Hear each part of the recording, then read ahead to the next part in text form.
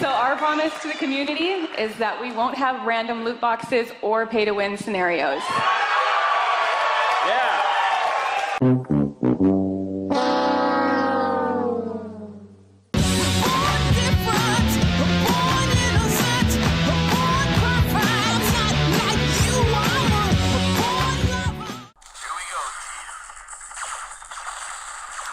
Hi, I'll be with you in a minute.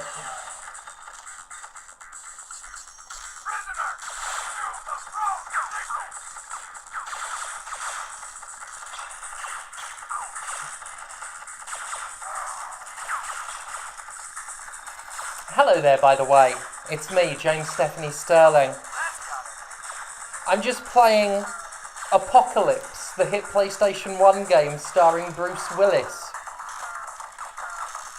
I'm not playing it on an original PlayStation.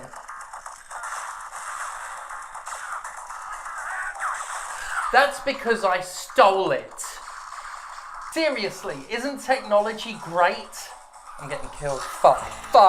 People love getting mad at Kotaku.com over the most innocuous, pointless, low-stakes bullshit imaginable. The site, which ultimately doesn't matter, is treated like the most important, influential and dangerous thing in the world almost exclusively by people who hate it and don't read it. And the frothing outrage over the tiniest missteps, or just steps, never fails to amuse me, in a sneering, superior feeling sort of way. A few weeks ago, Kotaku had to change the headline of an article because of the outrage it inspired, even though the headline was fair and true. The original article was titled, "2K very quietly launches new XCOM game that looks like shit." And, it does? Like, it's simply a statement of fact that it looks like shit. I say games look like complete shit all the time, and nobody calls me unprofessional. That's just me on any given day of the week, doing my job. But when it's Kotaku, suddenly it's about journalistic standards, about being professional, as if game blogs are under some obligation to be professional to the point of saying absolutely nothing. Fact is, the XCOM mobile game looks like fucking shit, and if it matters, I'd say shame on Kotaku for changing the title to appease a bunch of pissy nerds who claim to expect better from a website they already have the lowest possible opinion of. I've never seen the game community rally around a cheap money-grabbing mobile spin-off game before, but XCOM Legends was apparently the hill worth dying on. Oh, come the fuck on. The game industry is coddled enough as it is. Not enough so-called journalists question the decisions of multi-billion-dollar corporations who make questionable decisions daily. Eurogamer was treated as an outlier for even so much as daring to mention loot boxes to EA in an interview, despite the very real harm loot boxes do. When you interview EA, keep the pressure up. Don't let them forget it. Make sure they're always answering for that harmful, toxic shit. Even fewer journalists refuse to sugarcoat the God's honest truth and outright call trash by trash's name. When a cynically produced mobile game wearing the flaccid skin of a better game comes out and looks like utter shit, it should be well within the rights of any games journalist to be damn honest and say the shitty thing looks shitty. Oh, but it's rude to the artists who worked on the game. The game existing is rude to fucking artists who could all be working on something far better than this, a shit game that looks shit. Anyway, for some reason Kotaku has this strange power over gamers, a near supernatural ability to make them clutch their pearls with a crab-like grip, and almost always over the most meaningless, harmless, pointless fucking shit. The latest big kerfuffle? Daring to mention that the new Nintendo game Metroid Dread is running on Switch emulators despite being an incredibly recent release. So, Kotaku essentially posted an article saying, hey, this thing exists, and people got mad about it because it was allegedly encouraging piracy. I won't put this entirely down to the article being from Kotaku, but that certainly helped. People are protective of Metroid, a series that hasn't seen anywhere near the frequency of releases as other Nintendo franchises. And speaking of Nintendo, nothing gets gamer outrage fired up quite like Nintendo, which has bred, however indirectly, an army of slavering loyalists desperate to protect Daddy from any and all criticism. And I can tell you from experience that they don't much care for piracy or emulation discussions concerning their favourite company. After all, I'm still loathed for my legendary, excellent, brilliant video, Why It's Morally Okay to Pirate All of Nintendo's Games. A video which upset a metric fuckton of people who completely missed the point of it. The point of the Kotaku article was pretty damn clear. It wasn't telling you all to rush out and pirate Metroid Dread. It was simply noting the impressive speed with which the game was not only emulated, but was also running really well in 4K. Sorry, but this is what we in the news game call news. It is a matter of public interest that Metroid Dread runs at 4K on emulators already, as evidenced by the amount of public interest in the matter.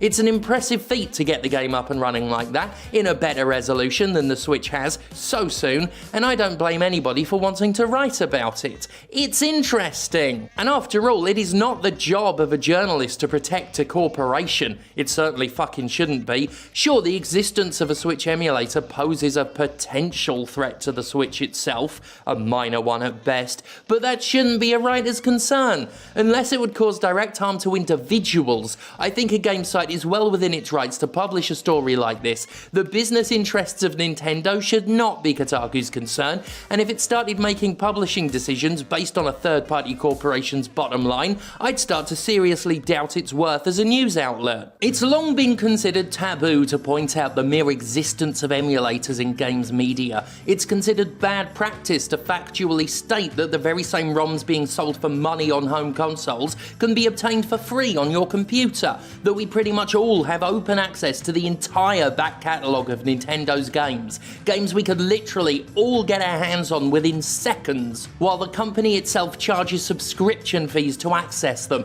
or has the sheer temerity to charge $5 for borderline worthless NES games, most of which are rubbish anyway. It is especially pertinent that people have been crawling up Kotaku's arse lately for allegedly promoting piracy, because Nintendo itself is making a damn good case for emulators lately. It recently unveiled a premium version of its Nintendo Online subscription service, jacking the price up to $50 a year on the promise of access to N64 and Sega Genesis games. This is fucking hilarious. Unless you're in it for the Animal Crossing garbage that I don't care about, Nintendo is asking for a $30 price hike to play games that, again, you can literally get right now for zero fucking money within seconds. And I'm talking access to the full libraries, not the drip-fed pre-selection that Nintendo will grace your Switches with over a matter of years. It might be considered poor form to bring up emulators in response to game publishers selling old crap back to us, but the fact of the matter is that I currently have a handheld device with every Sega Genesis game on it. I don't need the Switch for that, and it's not just fucking Sonic and Streets of Rage and all the other Genesis games that have been re-released and re-released and re-released all over again.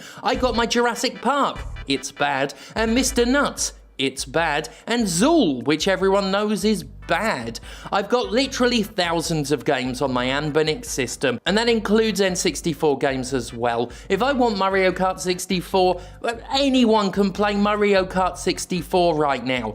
It has no monetary value to me. Sorry, it doesn't. And that's why Nintendo's premium subscription can just completely fuck off. It has no value to me. And I know how insulting that might sound to those who feel these games deserve more respect, but mate, the artists got paid for those games. They got paid for them in the 90s. Now it's just corporate entities looking to double, triple, quadruple down on the exact same ROMs they've been selling to us for over a decade now. These games weren't worth it when they sold them on the Wii, wasn't worth it when they sold them on the Wii U, isn't worth it when they sell them on the Switch. It should not be on me to pretend emulators don't exist for Nintendo's sake.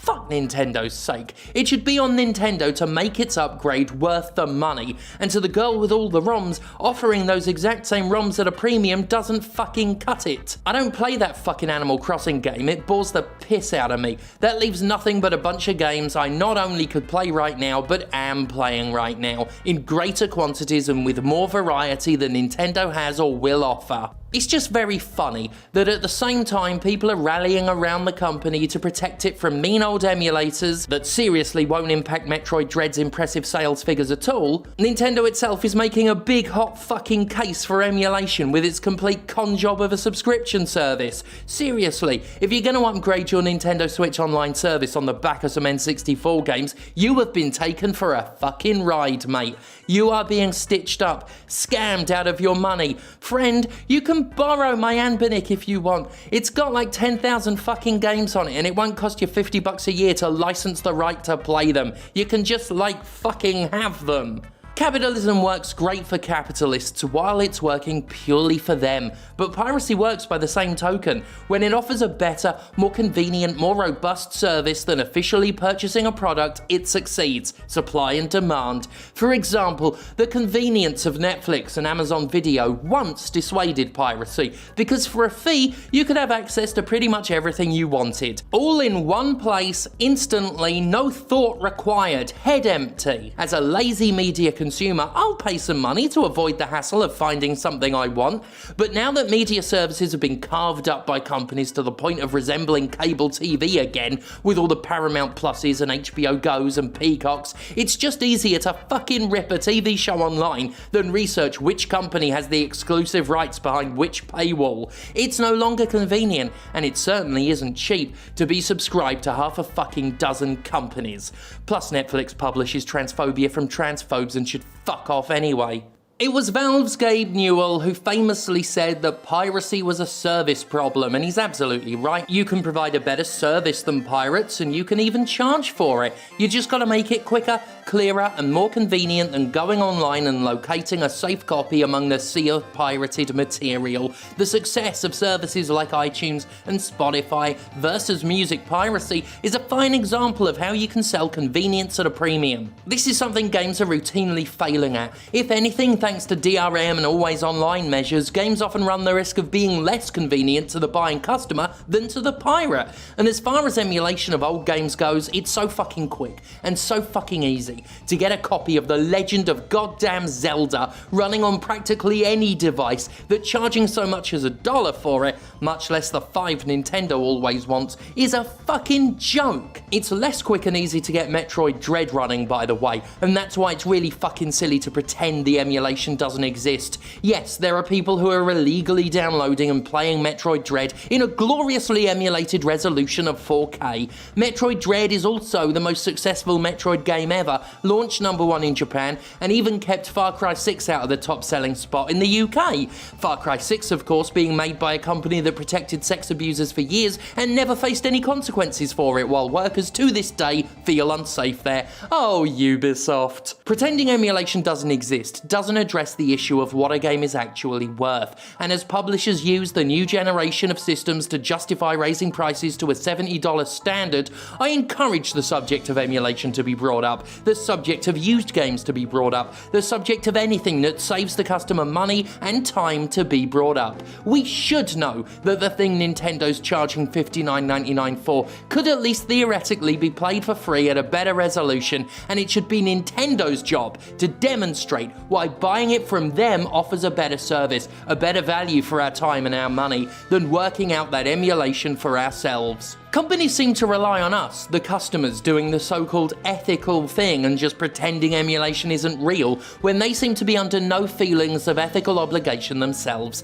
I argue that it's not Kotaku's, it's not mine, it's not anybody's job to kick emulation under the rug and hope nobody notices it exists. Fact is, it does exist, and it's worth considering when we talk about the value of the media we consume. And if Nintendo ever truly felt like it was competition, like it was a threat to Metroid or any other franchise, then it's up to Nintendo to do better, to offer better.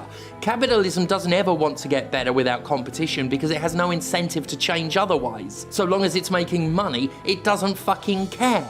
If I decide to get Metroid Dread, personally, I will buy it. It's not worth my time figuring out how to get it running on my PC, and I like having everything on my Switch in one place. It's not like it's running on my system with 10,000 games on it, but fact is, when it becomes more convenient to obtain this game through less scrupulous means, however many years from now, Nintendo better not offer it as part of some subscription service in the far-flung future. It won't be fucking worth it.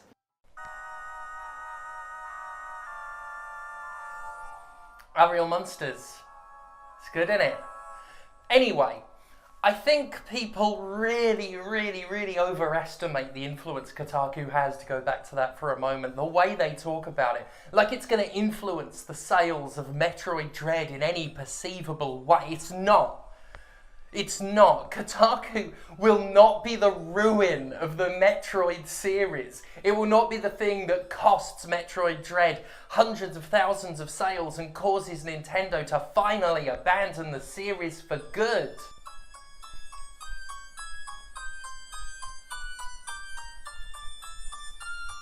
Spooky, innit? At the end of the day, Nintendo will continue to make money off of selling N64 and Sega Genesis games as part of a subscription service. And the company's already made the money off these games, so they're just making more money on top of the money they already made on these games. In the 90s, because that's how old the games are. They're from the 90s. Help yourself to them. That's what I'm saying. You won't get Our Real Monsters on the Nintendo Switch. Will ya? I've got Our Real Monsters. Have you? I don't know. I've played a bit of it. It's alright. Anyway, while I play the adventures of Mighty Max, you can all sit there like the little subs you are and thank God for me. What do you reckon, Craig? You reckon the Nintendo fans will forgive me after this one? Yeah. Yeah, I get along famously with them.